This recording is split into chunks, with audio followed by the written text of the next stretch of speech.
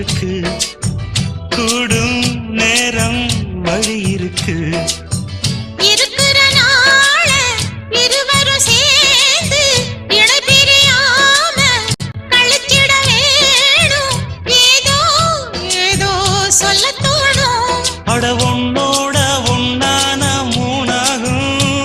அது இப்போதும் எப்போதும் தேனாகும்.